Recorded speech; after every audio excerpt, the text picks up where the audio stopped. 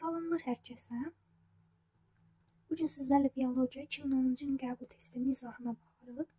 Birinci sualda deyir, yosunlarla göbələklər hansı oxşar xüsusiyyətləri vardır? Birə baxırıq, avtotrofdurlar. Hər ikisi avtotrofdur fikri yanlışdır. Çünki yosunlar həqiqətən avtotrof qidalanırlar, amma göbələklər də heterotrof yolla qidalanır. Ona görə biri çıxırıq. 2-də orqanları yoxdur deyir. Biz bilirik ki, yosunlarda orqanlar yoxdur. Göbələklərdə də eyni ilə çox hüceyrəli nümayəndələri var, amma ixtisaslaşmış orqanları yoxdur. Ona görə də 2 variantı seçirik. 3-də bir hüceyrəli və çox hüceyrəli formalar vardır. Yosunlarda da bir hüceyrəli və çox hüceyrəli yosunlara rast gəlinir. Göbələklərdə də eyni ilə.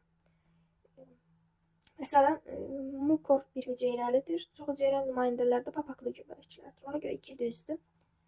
4-də xlorofili yoxdur. Hər ikisini aid edə bilmərik. Çünki yosunlar fotosintez etmək üçün xlorofil pigmenti mövcuddur. Cavab 2 ilə 3.